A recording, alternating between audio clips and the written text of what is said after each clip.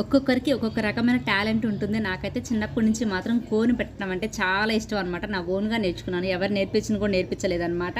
చేతికి వేస్తే మాత్రం అల్లుకుపోయేదాన్ని అనమాట. ఎంత టైం అనేది కూడా నాకు అసలు తెలియదు అనమాట. అంత ఇష్టం అనమాట.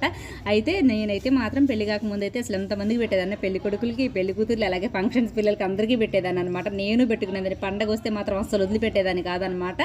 అలాగే పెళ్ళైన తర్వాత అయితే మాత్రం పిల్లలు పుట్టక ముందు దాకా పెట్టానమాట. ఇంకా వీళ్ళు పుట్టిన తర్వాత ఇంకా అసలు అయితే దీన్ని పూర్తిగా మర్చిపోయాను అనమాట. అయితే ఇంట్లో ఉందనమాట. మా చెల్లిని ఇంకా పెడతానంటే పెట్టించుకుంటుంది. ఇంకా అయితే మాత్రం ఇంతకుముందు ఏం చేసిందంటే అమ్మాయి చదువుకునేటప్పుడు బుక్ తీసుకెళ్లి పోగొట్టేసేసుకొచ్చింది అనమాట. ఇక ఆ ముచ్చట్లన్నీ మాట్లాడుకుంటా ఉన్నాం అనమాట. మా తోడు కోడలకైతే బాగా పెట్టేదాన్ని. ఈ అమ్మాయి చేయము చాలా చిన్నది, అక్కకేమో బాగా పెద్ద డిజైన్స్ వేస్తాను, చిన్న డిజైన్స్ వేస్తా ఉండేదన్నమాట.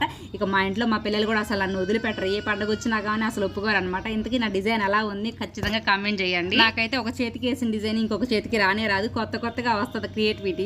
వీడియో లైక్ చేసి